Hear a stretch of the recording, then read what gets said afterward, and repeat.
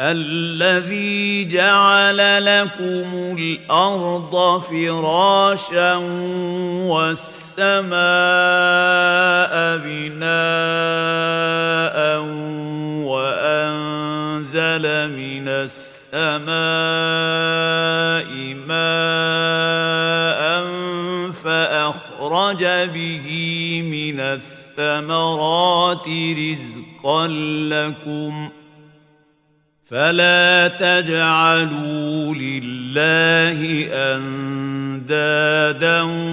وأنتم تعلمون जिसने तुम्हारे लिए जमीन को बिछोना और आसमान को छत बनाया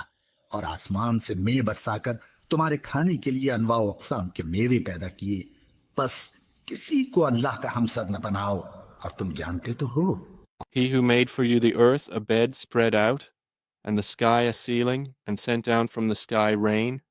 and brought forth thereby fruits as a provision for you.